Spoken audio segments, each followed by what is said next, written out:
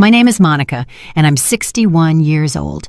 Last night, my own son hit me until I bled over a bowl of unsalted soup. While I was left on the kitchen floor wiping up my own blood with an old rag, he calmly went to his room, closed the door, and fell asleep as if nothing had happened, as if hitting his own mother were the most normal thing in the world. This morning, I woke up with a sore body, bruises on my arms, and a cut on my lip that still hurts when I talk. But what hurts the most isn't the physical pain, it's the humiliation. It's knowing that my own son, the one I raised with so much love, the one I gave everything to, sees me as his personal maid. It's knowing that my only purpose in this world is to serve him and keep quiet. I got up at 5 in the morning just like every other day. Ethan was already awake, sitting at the kitchen table in his impeccable gray suit, scrolling on his phone. He didn't even look at me when I entered. He just said, without looking up, "Breakfast. Hurry up. I have an important meeting." It was as if nothing had happened, as if he hadn't screamed at me the night before, calling me worthless, useless, and saying that if I weren't his mother, he would have thrown me out on the street. I prepared his scrambled eggs exactly the way he likes them, with 3 spoonfuls of shredded cheese, 2 slices of toasted bread, and black coffee with no sugar. Everything had to be perfect, measured to the last detail, because if anything is even slightly off, he explodes. And when Ethan explodes, I'm the one who pays the consequences. While he was eating breakfast, the sound of a key turning in the front door lock echoed through the house. It was a young, elegant woman named Savannah, his wife, who always greets me with a fake smile and treats me as if I'm invisible. She came in wearing a light green dress and high heels, kissed Ethan on the cheek, and sat at the table as if she owned the place. "Good morning, Mrs. Davis," she said to me in that sweet voice she only uses when Ethan is around. "How are you this morning?" I wanted to tell her that I woke up bruised by her husband, that I had bruises all over my back, that I couldn't take it anymore. But instead I smiled and said, "I'm fine, thank you." "Are you going to have some breakfast, Savannah?" I asked. Ethan shot me a warning look. His eyes were clearly saying, "One wrong word and tonight will be worse." Then he added, with that fake smile he only uses when he has an audience, "Look, Mom, I bought you this new makeup. It's perfect for covering those little scrapes you got when you tripped last night." Yes, little scrapes. That's what he calls what he did to me, as if it were an accident, as if I had tripped and fallen on his fist all by myself. I took the makeup without saying anything. It was an expensive foundation, the kind that costs more than $50. He probably bought it with my retirement money because he manages my entire bank account. He says it's for my own good, that at my age, I can't handle money on my own anymore. The truth is, I haven't seen a single penny of my own pension in 2 years. Savannah was looking at him with those shining eyes of admiration. "You're so thoughtful, honey. Always taking care of your mom." If only she knew. If only she knew that her perfect husband, that successful executive who handles million-dollar accounts at the office, comes home every night to take out his frustration on me. After breakfast, Ethan put on his red tie, grabbed his briefcase, and whispered in my ear while Savannah was touching up her makeup. "Remember what we talked about last night? If you ever open your mouth, if you tell anyone what happens here, you're going to regret it. No one will believe you. You're just a crazy old woman living off her son's charity." His words chilled me to the bone. They left together, holding hands, like the perfect couple they pretend to be. I watched them from the window as they got into Ethan's new car, a black sedan that cost more than $400,000. My money, all of it bought with my money. When the house fell silent, I sat in the kitchen and started to cry. Not tears of sadness, but of rage, of helplessness, because I know I have to do something, but I don't know what. I know I can't keep living like this, but I also don't know how to get out of this nightmare. I sat in that silent kitchen for hours, watching the sunlight slowly make its way across the floor tiles. This house used to be my sanctuary.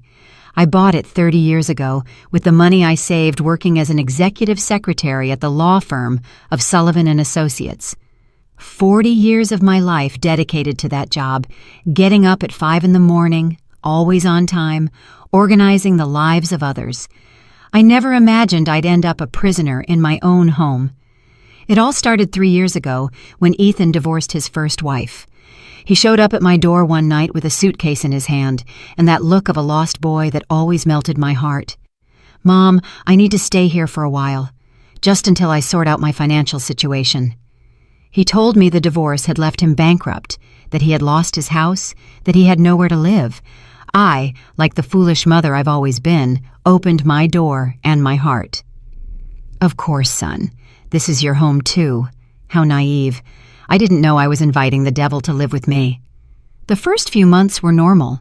Ethan would get up early, go to work, come back at night, and we'd eat dinner together. He even helped me with the grocery shopping. I thought we would finally have the mother-son relationship I'd always dreamed of. But little by little, things started to change. First, it was small comments. "Mom, this food is too salty." "Mom, why don't you clean the bathroom better?" "Mom, your clothes are too wrinkled. It's embarrassing." Comments that hurt, but that I justified by thinking he was just stressed from the divorce. Then he started getting into my finances. "Mom, at your age, you shouldn't be handling so much cash. It's dangerous. Let me help you with your accounts." And I, like the idiot I am, gave him access to my bank account. It's just to help me, I thought. He's my son. He would never hurt me. How wrong I was. In 6 months, Ethan had completely taken over my money. My monthly $1,200 pension went directly to his account. He gave me $20 a week for personal expenses, as if I were a child receiving an allowance. When I asked him about the rest of the money, he would say, "Mom, I'm investing your savings to help them grow. Trust me." Then Savannah came along, a woman 25 years younger than him, with a perfect smile and an ambition you could spot from a mile away. Ethan met her at his office, where she worked as a marketing assistant. 6 months later, they got married in a ceremony that cost over $100,000. My money, of course. Since Savannah came into our lives, everything got worse. Ethan started treating me like the housemaid. "Mom, make dinner for Savannah and me. Something elegant. She's used to fine things." "Mom, clean the guest bathroom. Important people are coming over." "Mom, wash this shirt by hand. It's too expensive for the washing machine." And I always obeyed. I obeyed because I was afraid he'd get angry, afraid he'd follow through on his threat to kick me out of my own house.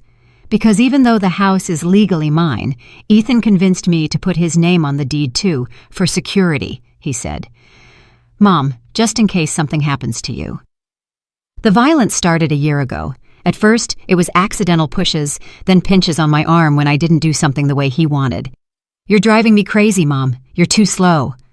Then it escalated to hits on the shoulder, slaps when the food wasn't to his liking, and punches to my back if I wasn't cleaning fast enough. But last night was different. Last night, he crossed a line I never thought he would cross. I had prepared vegetable soup for dinner. It was a Tuesday, and we always have a light meal on Tuesdays. I carefully set the table, served the toasted bread and the hot soup. Everything was perfect.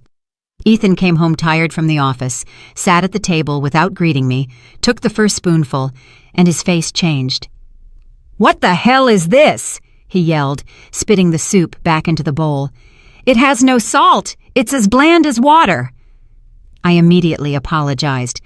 "I'm sorry, son. I forgot the salt. Let me add a little." But it was too late. Ethan stood up from the table like a wild animal, grabbed the bowl of soup and threw it in my face. The hot liquid burned my cheek. Pieces of porcelain cut my lip.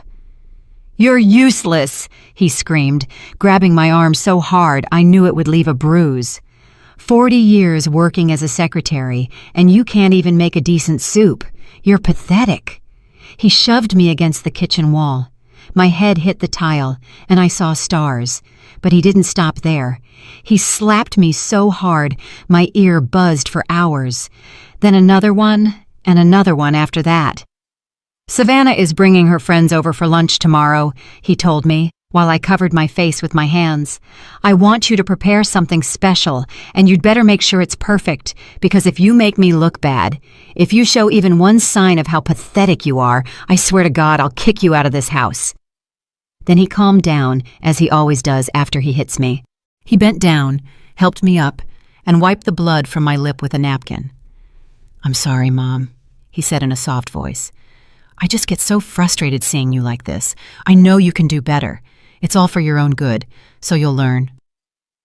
And he went to sleep peacefully, as if nothing had happened. I stayed awake all night in the kitchen, cleaning up the remains of the soup and the broken porcelain from the floor. Every little piece I picked up felt like I was picking up the fragments of my own dignity. My lip was still bleeding, but it wasn't just physical pain I was feeling anymore. It was something deeper, something darker. It was the realization that my own son, the person I loved the most in this world, had become my tormentor. As I cleaned, I started to remember how we got here. Ethan wasn't always like this. When he was a boy, he was sweet and affectionate. His father left us when he was 8 years old, and from then on it was just him and me against the world. I worked double shifts for years to give him everything he needed. I put him in the best private school I could afford. I bought him designer clothes, paid for piano lessons, English lessons, anything he asked for. Maybe that was my mistake. Maybe I spoiled him so much that he never learned the value of respect, of effort, of real love. I always gave him everything on a silver platter without asking for anything in return. And now, 35 years later, I'm the one paying the consequences for my decisions. At dawn, I heard his footsteps coming down the stairs. My heart started to beat fast, as it always does when he's near.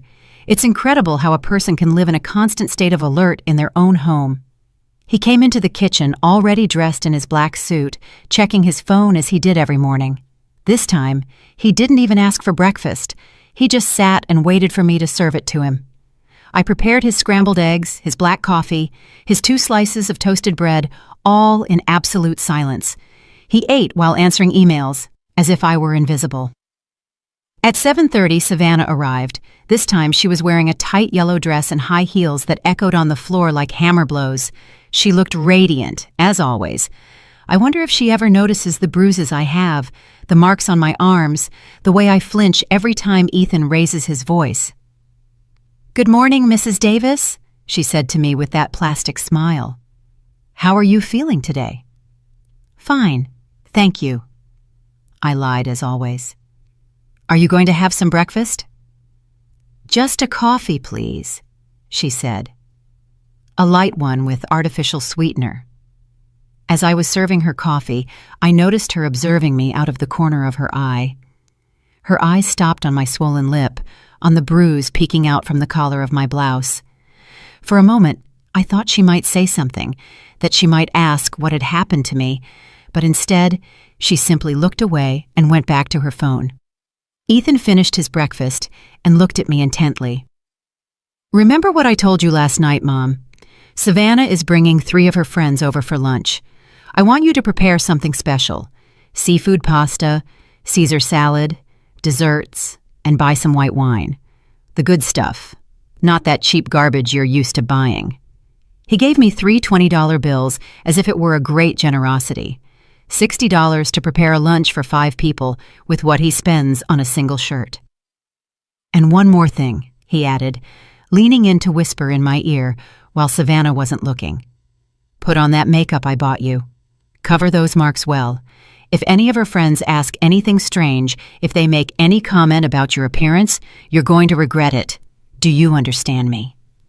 I nodded, feeling my hands tremble slightly. He smiled, kissed my forehead like the perfect son he pretends to be, and they left together. As soon as the door closed, I collapsed into a kitchen chair. $60 for an elaborate lunch. Fresh seafood costs at least $30 a pound. The good wine? Another $20. How am I supposed to work miracles with so little money? But it wasn't just the money that was distressing me. It was the pressure of having to act normal in front of Savannah's friends, of pretending to be the happy mother-in-law of a perfect family, when the reality is that I'm an abused woman in my own home. I looked at myself in the bathroom mirror and hardly recognized myself. My lip was swollen and purple. There was a small cut at the corner of my mouth. My eyes were red and puffy from all the crying. The bruise on my neck looked like a dark stain spreading toward my collarbone. I opened the makeup that Ethan had given me. It was an expensive imported brand of foundation, the kind that elegant women like Savannah use every day. I started applying it carefully, covering every mark, every bruise, every piece of evidence of what really happens in this house. As I put on my makeup, I couldn't help but think about all the times I had done this before. How many mornings I had woken up to hide bruises, to invent excuses about falls and accidents. I tripped on the table, the closet door slipped out of my hand. I fell down the stairs, one lie after another, to protect my son's reputation. I went out to do the shopping with my list in hand and my perfectly made-up face. At the supermarket, I tried to stretch those $60 as far as I could. I bought frozen shrimp instead of fresh prawns, the cheapest brand of wine that wasn't terrible, pasta on sale, every single penny counted. As I waited in line to pay, an older woman approached me. It was Clarice, my next-door neighbor, a widow in her 60s who has always been kind to me. "Hello, Monica," she said with a warm smile. "How are you doing, dear? I haven't seen you in the yard lately." "Hello, Clarice," I said. "I'm fine, thanks. I've just been really busy with stuff around the house." She looked at me intently, and I noticed her eyes linger on my lip despite the makeup. "Did you hurt your mouth?" she asked with genuine concern. My heart started to race. "No, it's nothing," I lied. "I just bumped into the closet door last night. You know how clumsy I am." Clarice frowned but didn't push it. "Well, if you ever need anything, you know where I live. I'm always home in the afternoons." Her words went straight to my heart. It had been so long since anyone had offered me genuine help, since anyone had treated me with true kindness. For a moment, I wanted to tell her everything, to beg for her help, to confess the nightmare I was living. But Ethan's voice echoed in my head. "If you ever open your mouth, if you tell anyone what happens here, you're going to regret it. No one will believe you. You're just a crazy old woman living off her son's charity." "Thank you, Clarice," I said simply. "You're very kind." I went back inside and started cooking like a madwoman. I had to have everything ready by noon when Savannah and her friends arrived. I cleaned the house from top to bottom, set the table with the good china, and arranged flowers in the center. Everything had to be perfect. While I cooked, I couldn't stop thinking about what Clarice had said. "If you ever need anything, you know where I live." Did she suspect something? Had she heard the screaming that came from my house at night? At 11:30, my phone rang. It was a number I didn't recognize. "Mrs. Davis?" a man's voice asked. "Yes, this is she." "This is the accountant from your son Ethan's company.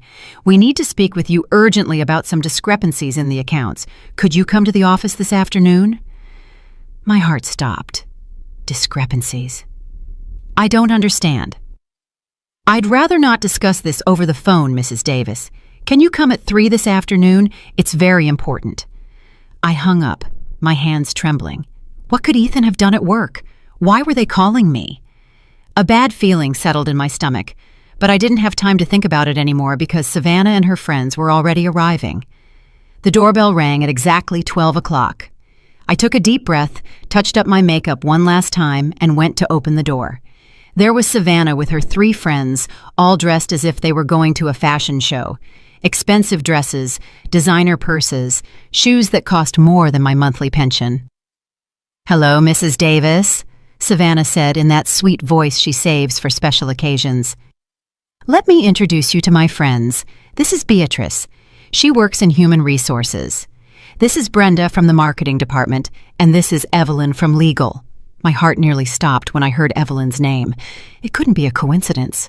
I looked at her closely, and sure enough, it was her, Evelyn Brooks, my younger sister, whom I hadn't seen in more than 2 years. Evelyn looked at me with the same surprise, but we both played it cool. She has always been smarter than me, more cunning.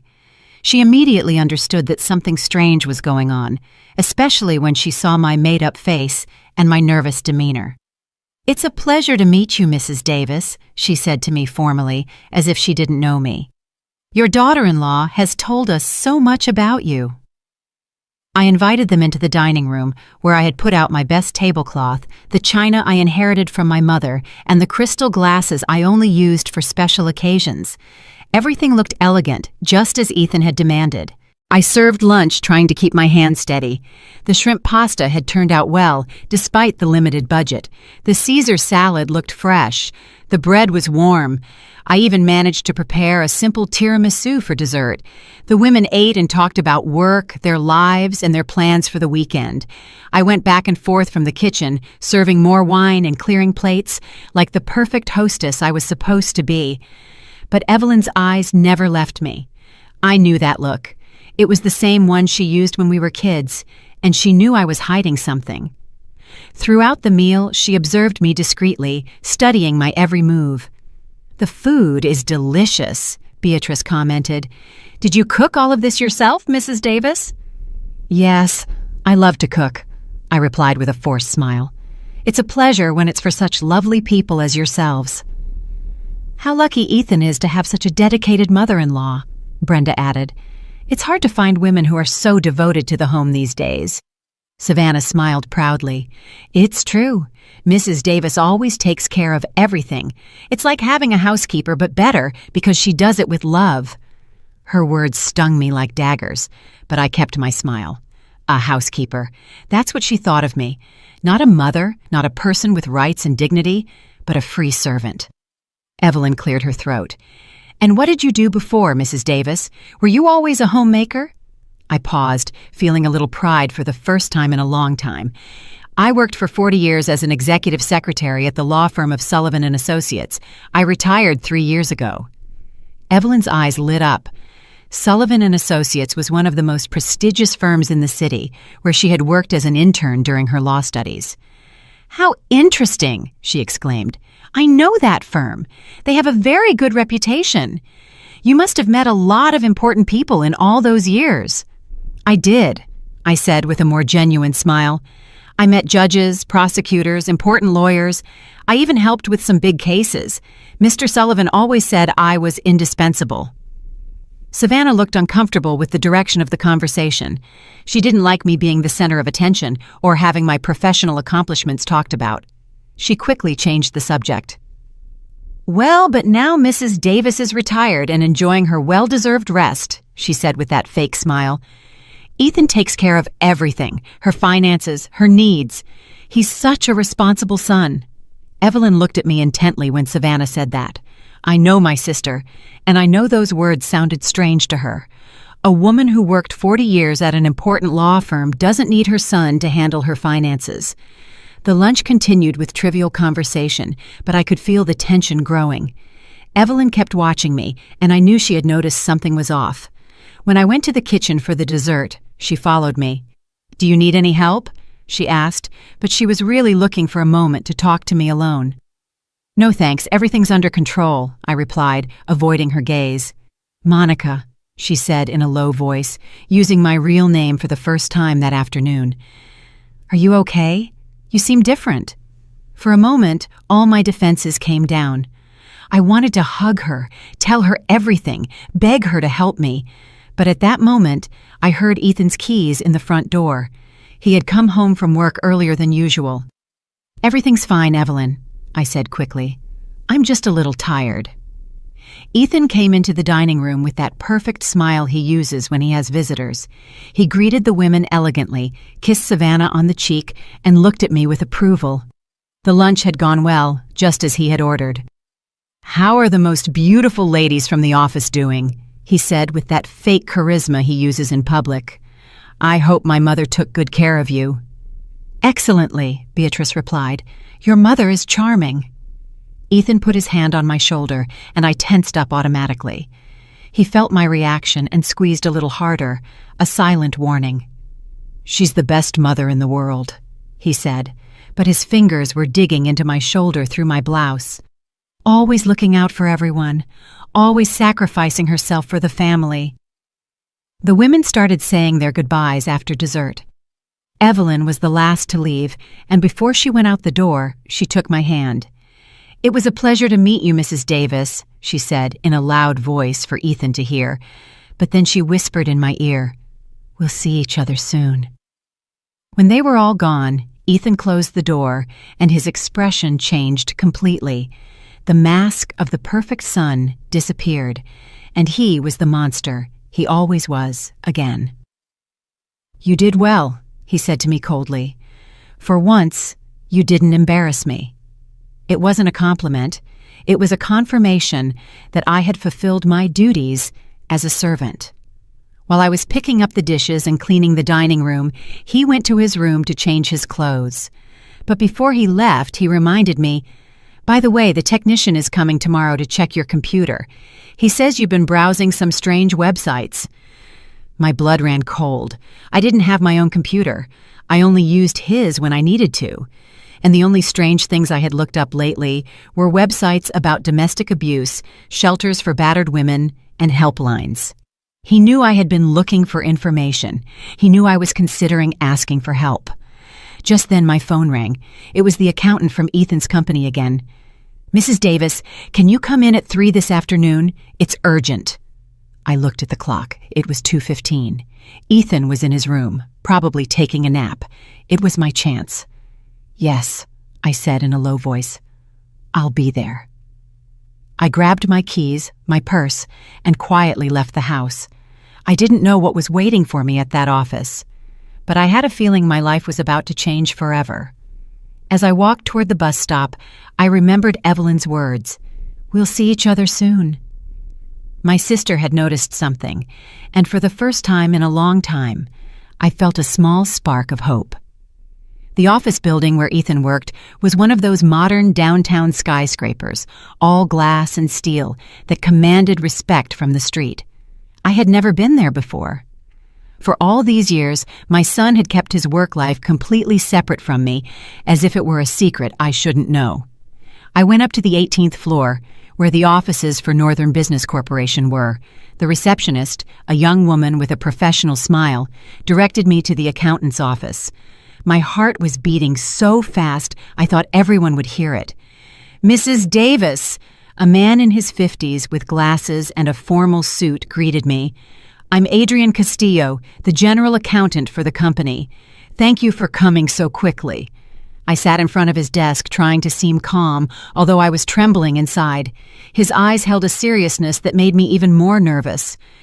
"Ma'am, I need to ask you some questions about your bank account," he began, opening a folder full of documents, specifically about some movements we've detected in the last few months. "I don't understand," I said with a trembling voice. "What does my account have to do with the company?" Adrian looked at me with a mix of pity and concern. "Mrs. Davis, we have discovered that your son Ethan has been using company funds to make transfers to your personal bank account, transfers that are then withdrawn from your account." I felt as if I had been hit in the stomach. That can't be true. Ethan is an exemplary employee. He would never do something like that. "I'm afraid he has," Adrian said, showing me a series of documents. "In the last 6 months, he has diverted more than $50,000 of corporate funds. The money first appears in his personal account, but immediately after, it's transferred to the account he shares with you." My world collapsed. $50,000. My son wasn't just physically abusing me, he was using me as an unwitting accomplice in his thefts. "But I didn't know anything," I said desperately. "He manages my entire bank account. I don't authorize any transfers." "We know," Adrian said gently. "That's why I called you before proceeding legally. We need you to file a formal complaint for the misuse of your bank account. It's the only way to clear your name in this matter." I felt nauseous. Not only was I a victim of domestic violence, but now I was also a victim of financial fraud. And worst of all, my own son had turned me into his accomplice without my knowing. "What will happen to Ethan?" I asked, though I already knew the answer. "If you file the complaint, he will be arrested for corporate fund embezzlement and fraudulent use of bank accounts. These are serious crimes that can lead to between 5 and 10 years in prison." I left that office in a state of total shock. I walked the downtown streets for hours with no direction, trying to process all the information. My son was a thief, a criminal, and I had been his tool without my knowing it. When I finally got home, it was 6 in the evening. Ethan was in the living room watching television, as if it were a normal day. When he saw me come in, he looked at me with that expression of superiority he always used. "Where have you been?" he asked in an accusatory tone. "I got home from work and you weren't here. The house was a mess after lunch. For the first time in years, I looked him directly in the eyes without lowering my gaze. I was at your office. His expression changed immediately. The mask of control cracked for a second, and I could see the fear in his eyes. What did you say? I was at your office, Ethan. I spoke with the accountant. I know what you've been doing. He got up from the couch slowly, like a predator preparing to attack. I don't know what you're talking about, Mom. I think you're confused. $50,000, I said, feeling my voice grow firmer. $50,000 you've stolen from your company using my bank account. Ethan approached me, and for the first time in a long time, I didn't back away. Something had changed inside me that afternoon. Maybe it was knowing that I wasn't alone, that there were other people who knew the truth. Listen to me, you stupid old woman, he said in a low, threatening voice. You have no idea what you're saying. That money is mine by right. You owe me for everything I've invested in you over these years. The food you eat, the roof over your head, the clothes you wear. With my own money, I replied. My pension, my savings, the money I earned working for 40 years. He grabbed my arm, but this time I didn't stay quiet. Let go of me! I screamed with all the strength I had. He was so surprised by my reaction that he actually let go. For 3 years, I had been his silent victim, and now for the first time, I was screaming at him. You're crazy, he said, but his voice didn't sound so confident anymore. No one will believe you. You're a senile old woman who doesn't even know what she's saying. The accountant believed me, I told him. The documents speak for themselves. The transfers are registered. Everything is documented. Ethan was silent for a few seconds, processing the information. Then his expression hardened even more. If you open your mouth, if you file any kind of complaint, I swear I'll destroy you. He threatened me. This house is also in my name. I can kick you out on the street tomorrow, and without my help, without my money, you'll die alone like a dog. But for the first time, his threats didn't terrify me. There was something different in me, a strength I didn't know I had. I'm not afraid of you anymore, Ethan, I told him, and as I said it, I realized it was true. For the first time in 3 years, I'm not afraid of you. He raised his hand to hit me, but just at that moment, the doorbell rang. It was Clarice, my neighbor. Monica! She was yelling from outside. Monica, is everything all right? I heard screaming. Ethan slowly lowered his hand. He couldn't hit me with a witness nearby. His reputation was too important to him. Go see what she wants, he said through gritted teeth, and you'd better not say anything strange. I went to open the door, my legs trembling. Clarice was there with a worried expression, holding a casserole dish. Hello, dear, she said to me. I brought you some stew I made, but I heard loud voices and got worried. Over her shoulder, I saw there was another woman with her. It was Evelyn, my sister. She had on casual clothes and had her hair tied back, but I recognized her immediately. Hello, Evelyn said, pretending she didn't know me.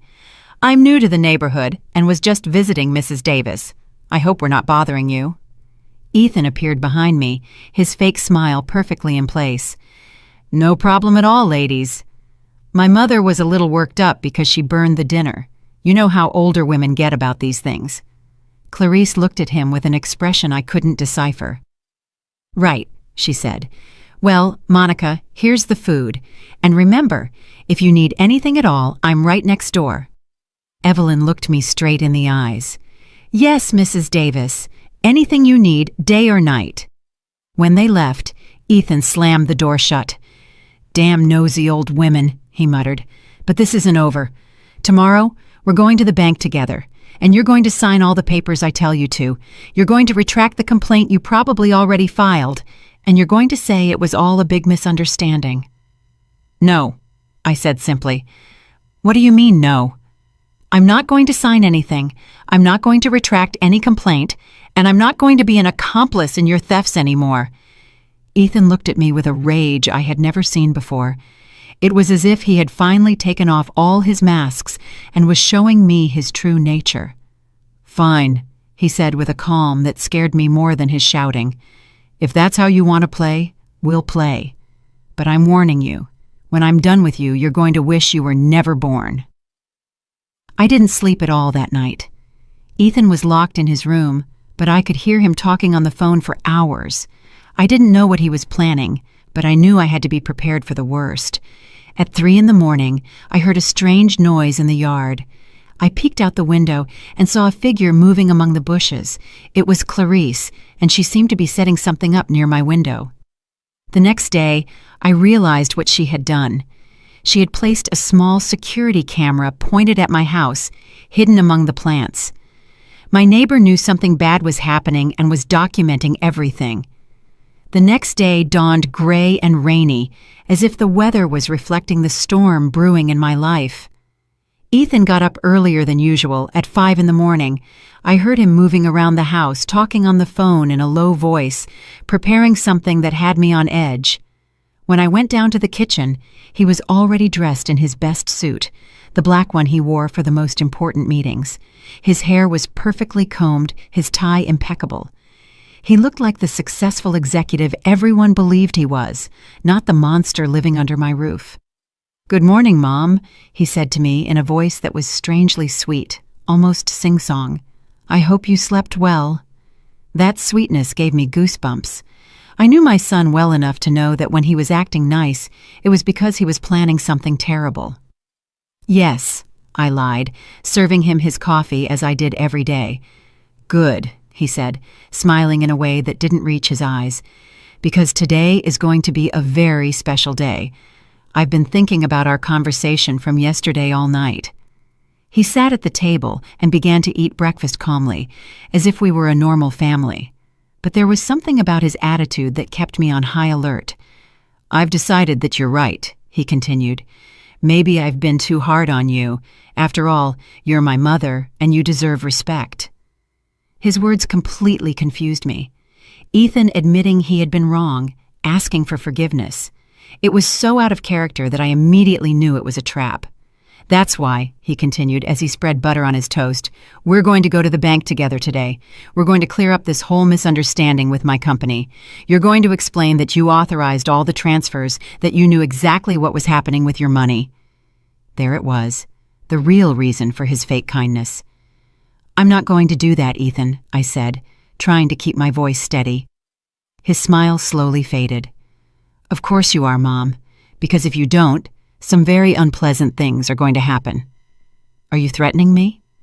"No, Mom," he said, finishing his coffee.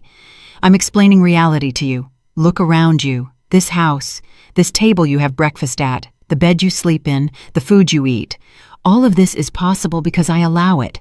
And if I don't allow it anymore—" He left the sentence hanging in the air, but the message was clear. He was going to leave me on the street if I didn't obey.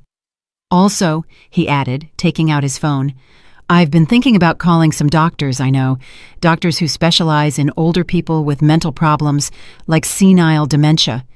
You know, it's very sad when mothers start making up stories, accusing their own sons of terrible things." I felt my blood run cold. Not only was he threatening to kick me out of the house, but to have me declared insane, incompetent, so that no one would believe my testimony. "There are several witnesses who can confirm your deteriorated mental state," he continued with that cold, calculating voice. "Savannah, for example. I just told her yesterday how confused you've been lately. The friends who came to lunch also noticed something strange about you." It was a lie, but he was so convincing that for a moment I doubted my own sanity. That's how his manipulation worked. He made me doubt everything, even my own perception of reality. "So, we're going to the bank at 10, he said, getting up from the table. "You're going to put on your best dress, you're going to get all fixed up, and you're going to smile while you sign all the papers they put in front of you. Understand?" I didn't answer him. I just started collecting the breakfast dishes, trying to buy myself some time to think. "I'm talking to you," he shouted, and all trace of his fake kindness disappeared. Understood, I mumbled, hating myself for being such a coward. Ethan went to his office, but before he left, he warned me, "Don't even think about leaving this house. Don't even think about talking on the phone with anyone." I'll be back at 9:30 to take you to the bank." As soon as the door closed, I collapsed into a kitchen chair and started to cry. Not tears of sadness, but of pure rage. Rage against him, but most of all, rage against myself for letting things get to this point. I stayed that way for a few minutes until I heard a soft knock at the back door. It was Clarice, with an urgent look on her face. "Monica, open up fast," she whispered through the glass. "It's important." I opened the door, and she quickly came in, looking all around to make sure we were alone.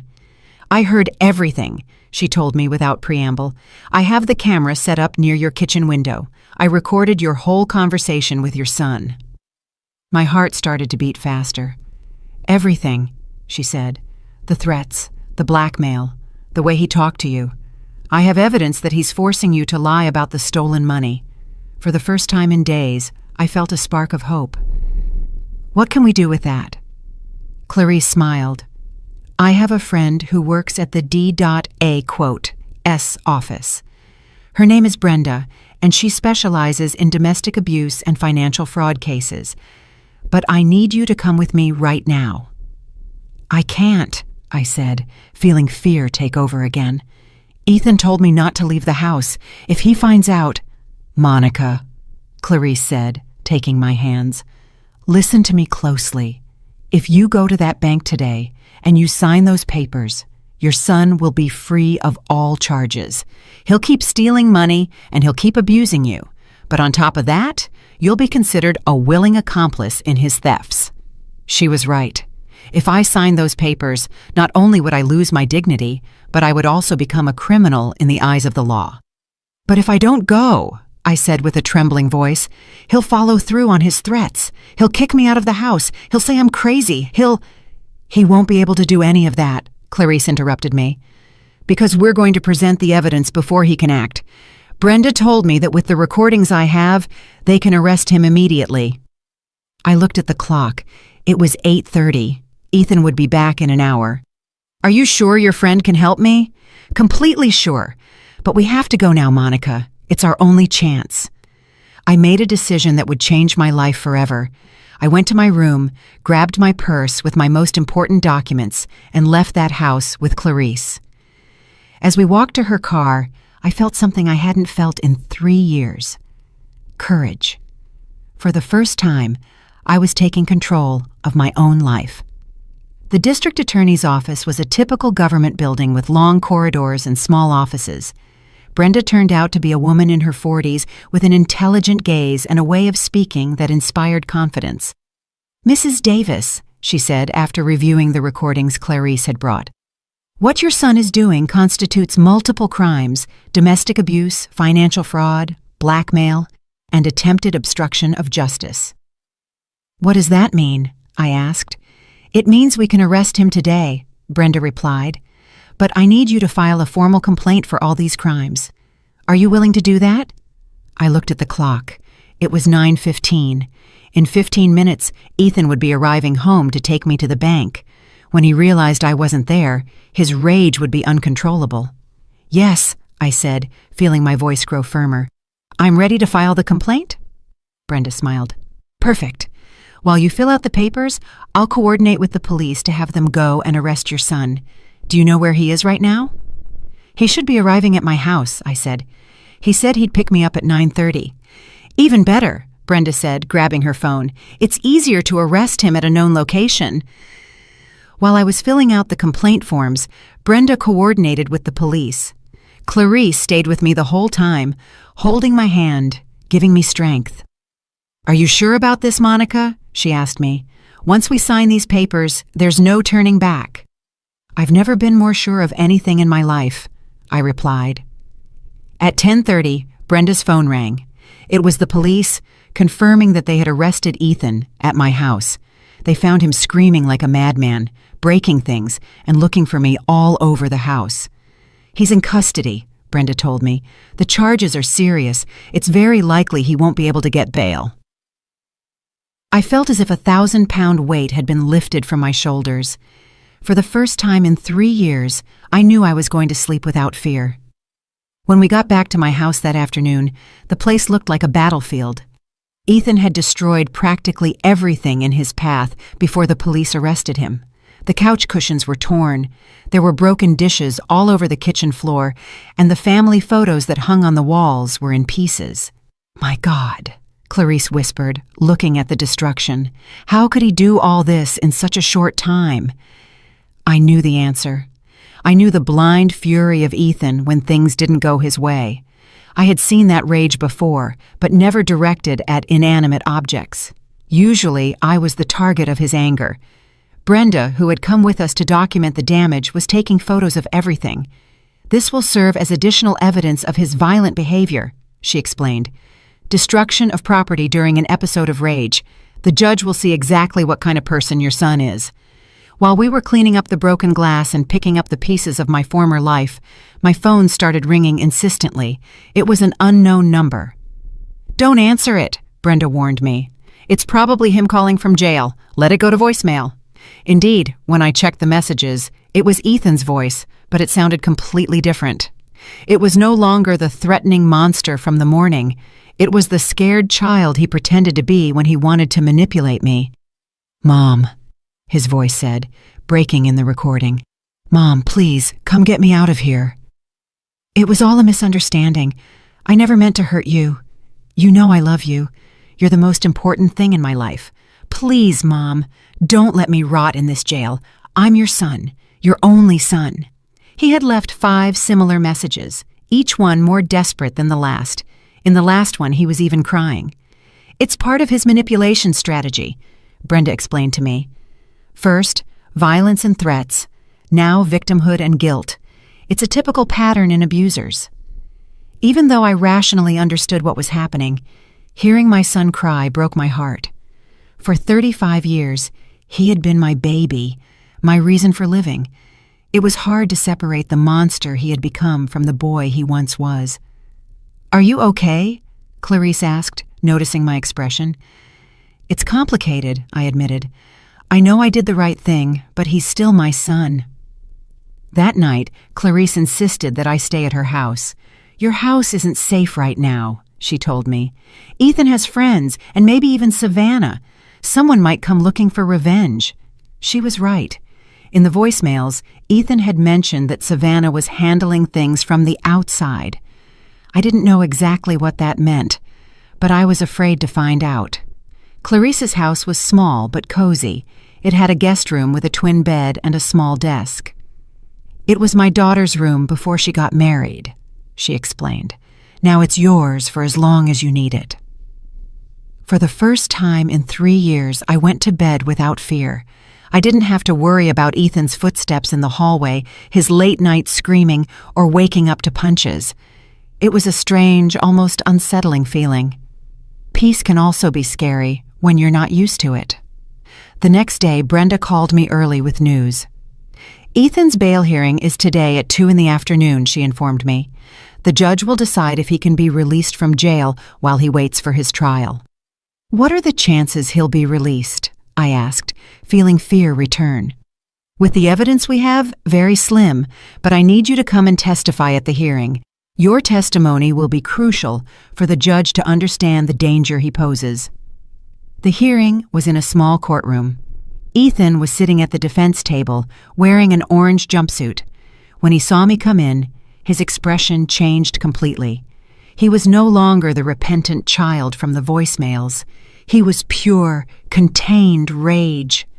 Savannah was sitting in the public benches, elegantly dressed as always, but she looked haggard, as if she hadn't slept in days.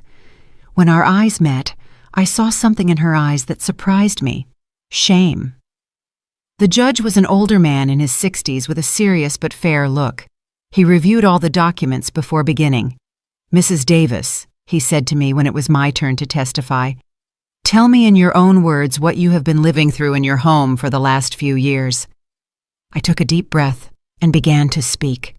I told them about the beatings, about the control over my money, about the threats, about the constant humiliation. My voice broke at times, but I kept talking. When I mentioned the $50,000 he stole, I saw Ethan tense up in his seat. His lawyer, a young man in an expensive suit, tried to object constantly, but the judge silenced him. "And what did your son tell you yesterday morning regarding your testimony?" the judge asked. "He threatened to have me declared mentally incompetent if I didn't lie for him.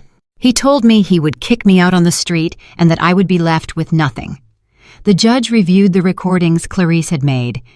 He listened to them in their entirety with headphones while the whole courtroom waited in silence. "Mr. Ethan Davis," the judge said when he was done, "the evidence presented shows a clear pattern of domestic abuse, financial fraud, and witness intimidation. Considering the seriousness of the charges and the risk you pose to the victim, your request for bail is denied. You will remain in custody until the date of your trial." Ethan exploded. "This is an injustice," he shouted, standing up. "That crazy old woman is making everything up. I'm a respectable citizen. I have rights." The guards had to hold him as he continued to scream. "You're going to regret this, Mom. When I get out of here, I'm going to make you pay for every day I spend in this jail." His threats echoed throughout the courtroom, confirming exactly what I had testified about his violent character. After the hearing, Savannah approached me in the courthouse hallway. "Mrs. Davis," she said in a trembling voice, "I need to talk to you." Brenda and Clarice tensed up, but I signaled to them that I was okay. "What do you want, Savannah?" I asked her. "I want to apologize," she said, and for the first time since I had known her, her voice sounded genuine. "I knew something wasn't right in that house. I heard screaming. I saw your bruises. I noticed how you flinched every time he raised his voice." "Then why didn't you ever say anything?" I asked. "Because I was scared," she admitted. "Ethan had threatened me, too. He told me that if I ever betrayed him, he would destroy my career, my reputation, and I was a coward. I let you suffer alone because I was afraid of losing my comfortable life." Her eyes filled with tears. "When they arrested him yesterday, I found documents in his home office.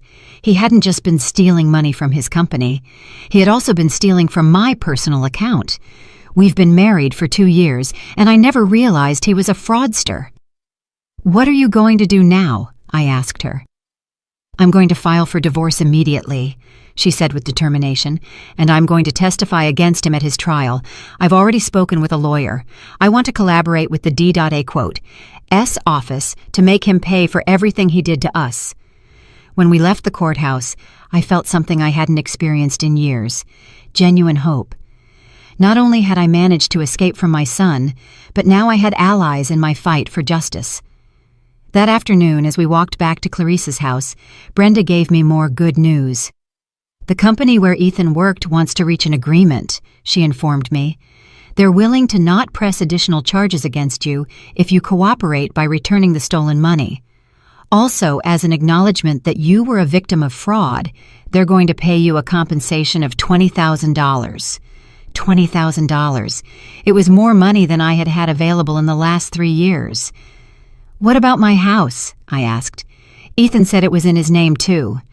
"We checked the documents," Brenda said, smiling. "Your son lied.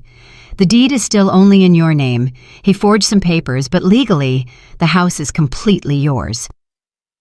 For the first time in a long time, I started to see a possible future. A future where I could live without fear, where I could make my own decisions, where I could be the owner of my own life. But I also knew that Ethan wasn't going to give up easily. His threats at the hearing had been clear. This war was just beginning. 3 weeks after Ethan's arrest, my life had completely changed, but not in the way I expected. Although I was physically safe at Clarice's house, psychologically, I was still his prisoner. I had developed a constant paranoia that kept me awake most nights. Every noise made me jump. Every car that stopped in front of the house made me run to the window. Every unknown phone call gave me a panic attack. Brenda had explained that it was normal, that after years of abuse, the fear doesn't disappear overnight. "It's post-traumatic stress disorder," she had told me. "Your mind and body are used to living in a constant state of alert. It's going to take time to heal." But there was more than just simple trauma. Ethan had managed to get messages to me from jail, messages that chilled me to the bone. The first one came through a different lawyer, one who wasn't his official representative. It was a handwritten letter in the handwriting I knew so well. "Dear Mom," it said, "I hope you're enjoying your little victory. I hope you feel very brave for betraying me. But I want you to know something. This isn't over. I know things about you that no one else knows. Secrets you kept for 40 years working at that law firm. Things that could ruin not only your reputation, but your freedom." My heart stopped when I read those lines. What secrets? During my 40 years as a secretary at Sullivan & Associates, I had handled confidential information, of course, but I had never done anything illegal. Remember the case of Williams versus the state? Mom, the one from 15 years ago. I found the documents you hid, the ones you altered to help Mr. Sullivan win that multi-million-dollar case. Documents that, if they come to light, could send you to prison for obstruction of justice. My hands started to tremble violently. I vaguely remembered the Williams case. It had been a difficult case where the firm represented a pharmaceutical company accused of concealing fatal side effects of a medication. Mr. Sullivan had asked me to organize some documents to remove certain memos that could hurt his client. I had thought it was normal, that it was part of my job as a secretary. I never fully understood the legal implications of what I had done. But Ethan was right. I had technically altered evidence in a court case. I have copies of everything, Mom. And if you don't drop the charges against me, if you don't come and publicly apologize for your lies, those documents are going to end up in the D.A. quote, S. hands. Imagine the headlines, 61-year-old secretary arrested for complicity in covering up drug deaths. The rest of the letter detailed exactly how he was going to destroy my life if I didn't obey. He had media contacts. He knew journalists who would pay well for a story of judicial corruption. My photo would be in all the newspapers. My name would be forever associated with the scandal. When Clarice found me crying with the letter in my hands, she immediately called Brenda. "This is clear blackmail," Brenda said after reading the letter. "But we need to know if his threats have any basis. What exactly do you remember about the Williams case?" I told her everything I remembered, including the instructions Mr. Sullivan had given me about reorganizing the documents. "Did you know that what you were doing could be illegal?" she asked me. "No," I said honestly. "I was just following orders. Mr. Sullivan told me it was normal procedure to protect client confidentiality." Brenda sighed. "Legally, ignorance is no excuse. If you really altered evidence, even if it was without criminal intent, you technically did commit a crime." My world collapsed all over again. Just when I thought I had escaped from Ethan's clutches, he found another way to control me. "What do I do?" I asked desperately. "If I drop the charges, he gets out and he'll kill me. If I don't, I go to jail for something I did 15 years ago without knowing it was illegal." "First, calm down," Brenda told me. "Second, we're going to investigate exactly what documents your son has and how he got them. And third, we're going to look for ways to minimize the legal damage if it turns out there really is evidence against you." The next few days were a legal investigation nightmare. Brenda worked with a team of lawyers specializing in old cases to review the entire Williams case file. Meanwhile, I lived in a constant state of terror, waiting for them to come and arrest me at any moment. Clarice was my salvation during those dark weeks. Not only did she give me refuge in her home, but she became the sister I never had. Every night she would sit with me while I cried, make me chamomile tea to help me sleep, and constantly remind me that I wasn't alone. "No matter what happens," she would tell me, "we're going to face it together. You're no longer that scared woman who lived under her son's terrorism." But I felt exactly like that scared woman. Ethan had achieved what he wanted. He had returned me to the state of fear and hopelessness that had been my life for 3 years. A week later, the second letter arrived, even crueler than the first. "I see you haven't learned your lesson, Mom. I see you still think you can defy me. That's fine. Now everyone is going to find out what kind of person you really are." Along with the letter, there was an envelope with photographs. Photographs of documents, indeed. Internal memos from the firm of Sullivan & Associates with my handwriting on them, where I had written notes in the margins, dates that had been altered, and pages that were missing from original files. These photos are going to be in the newspaper tomorrow night if you don't come and visit me in jail before Friday. You'll come alone, without lawyers, without witnesses, and you'll bring a signed letter asking to drop all the charges against me because it was all a misunderstanding caused by your mental deterioration. My mental deterioration, that accusation that chilled my blood all over again. If you don't come, not only will these photos be in the newspapers, but you'll also see the recordings. Recordings? What recordings? Did you think I didn't know you had cameras installed in the house? Mom, did you think I was that stupid? I have recordings too. Recordings of you accepting cash from clients at the firm. Money you never reported as income. Tax evasion, Mom. Another 15 years in prison. This time, it wasn't just blackmail. It was all-out psychological warfare. Ethan had been preparing for this situation for months, maybe years. He had collected evidence, planned every move, and anticipated my rebellion. When Brenda read the second letter, her expression became very serious.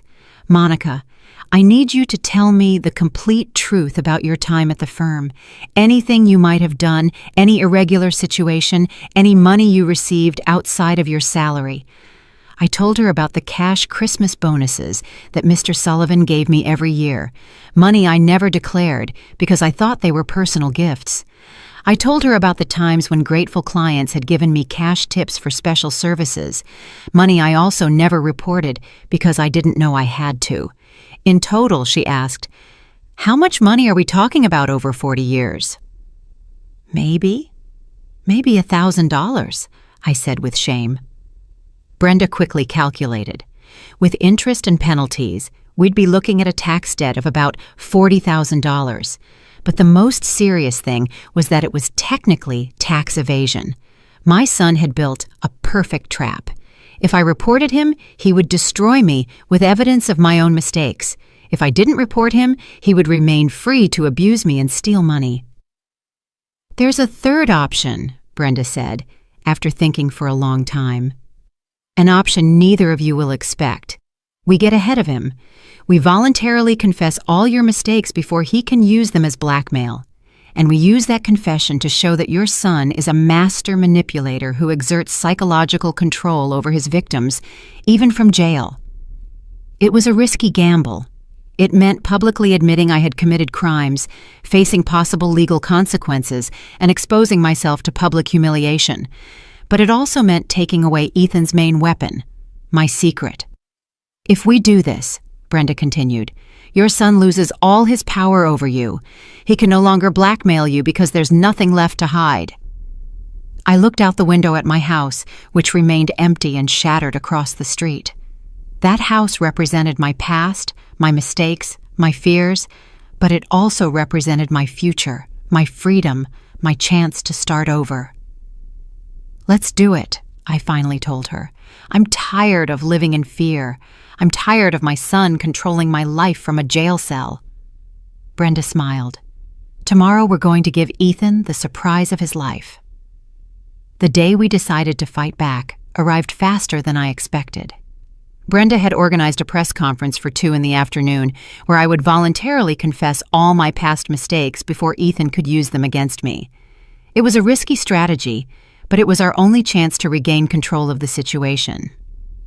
That morning, I woke up with a mental clarity I hadn't felt in years. For the first time since Ethan's arrest, I wasn't afraid. I had made a decision that would change my life forever, and strangely, I felt at peace with it. Clarice helped me get ready. I put on my most serious gray dress, the one I used for formal occasions when I worked at the firm.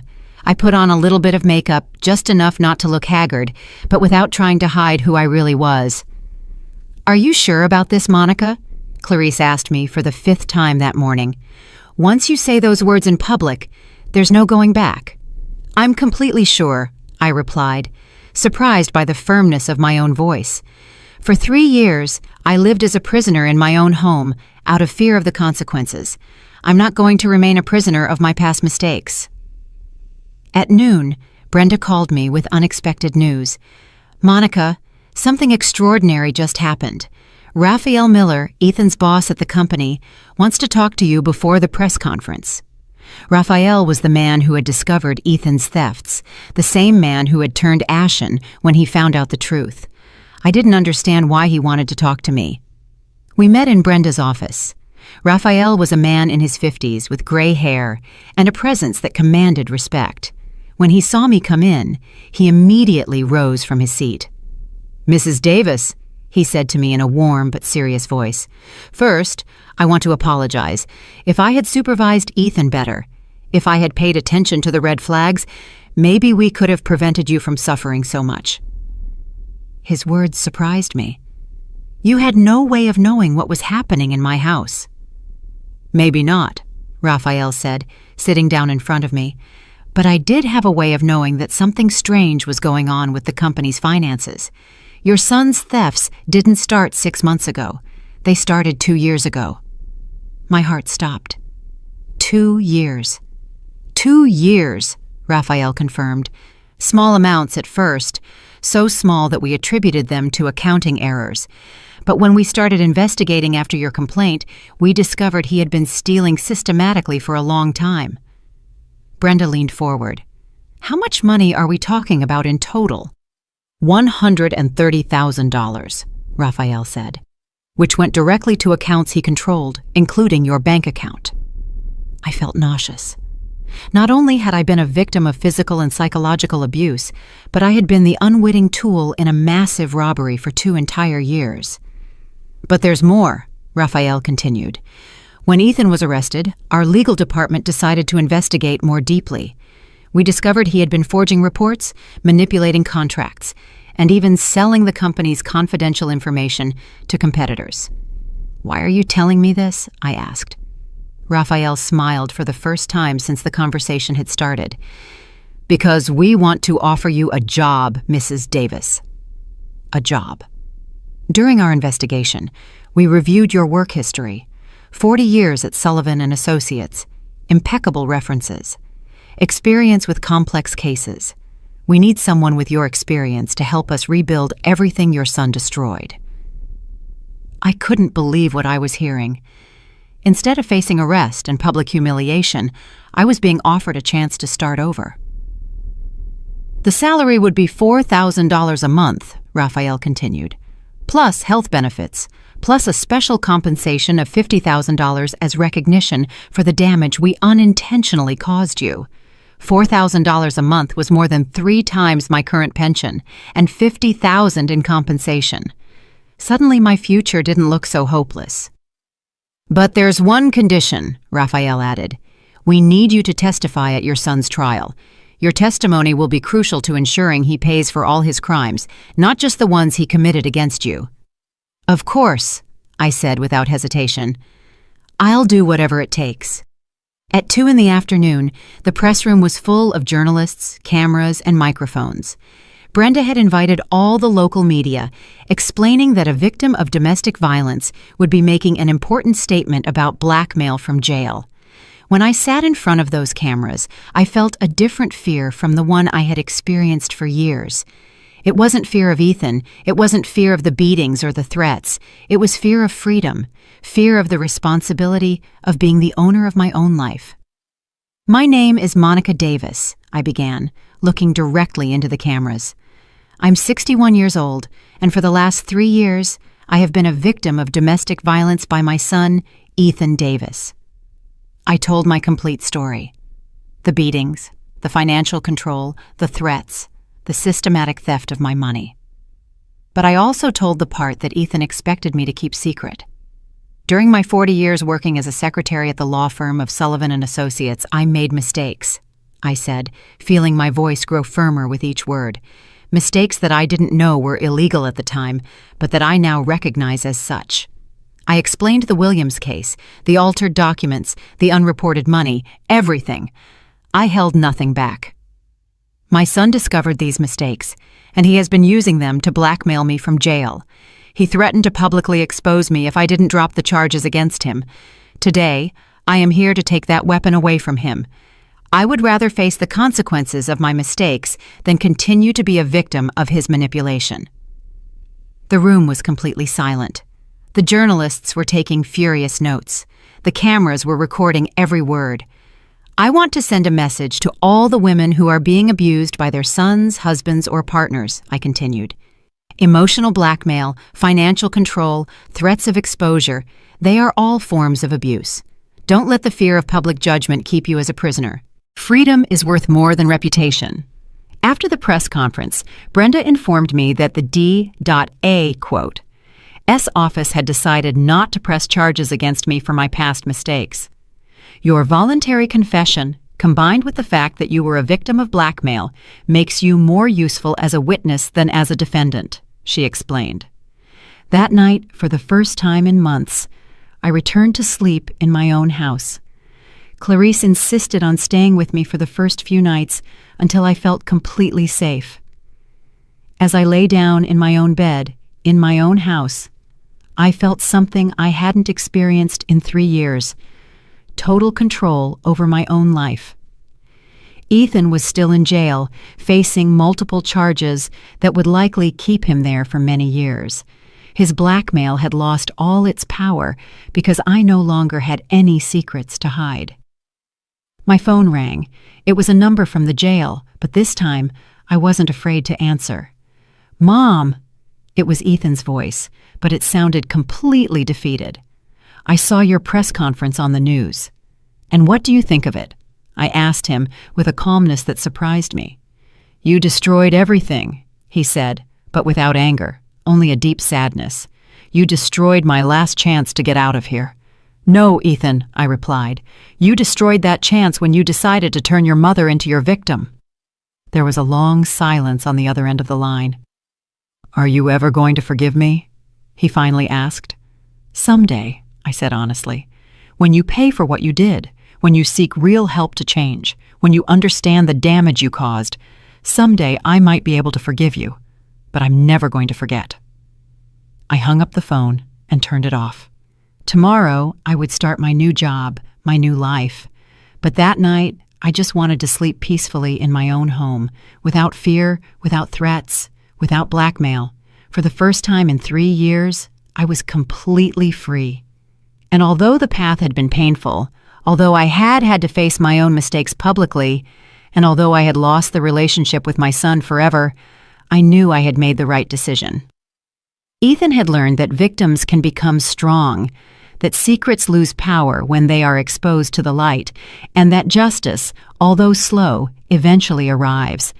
And I had learned that it is never too late to reclaim your own life, no matter how many years you have lived in the shadows. This was my story of liberation.